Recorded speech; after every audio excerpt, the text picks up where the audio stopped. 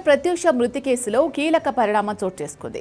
ఈ కేసులో నిందితుడిగా ఉన్న సిద్ధార్థరెడ్డికి కోర్టు విధించిన శిక్షను పెంచాలంటూ ప్రత్యూష తల్లి దాఖలు చేసిన పిటిషన్పై కోర్టు తీర్పును రిజర్వ్ చేసింది. ప్రత్యూష సిద్ధార్థరెడ్డి హైదరాబాద్లో ఇంటర్ చదువుతున్నప్పుడు ప్రేమలో పడ్డారు.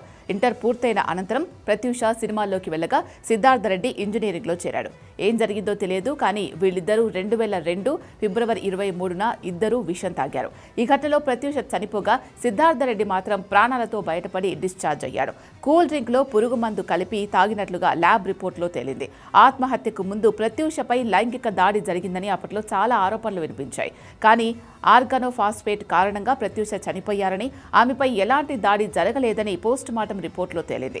ప్రత్యూషను ఆత్మహత్యకు ప్రేరేపించినందుకు, ఆత్మహత్య యత్నం చేసుకున్నందుకు సిద్ధార్థరెడ్డికి 5 సంవత్సరాల జైలు శిక్ష, 5,000 జరిమానాను హైదరాబాద్ మెట్రోపాలిటన్ సెషన్స్ జడ్జి విధించారు. దీనిపై సిద్ధార్థరెడ్డి హైకోర్టును ఆశ్రయించగా జైలు శిక్షను 2 ఏళ్లకు తగ్గిస్తూ జరిమానాను 50,000కు పెంచుతూ 2011 డిసెంబర్ 28న తీర్పు వెలువరించింది. ఈ తీర్పుపై ప్రత్యూష తల్లి సరోజినీదేవి మరోసారి కోర్టులో పిటిషన్ దాఖలు చేశారు.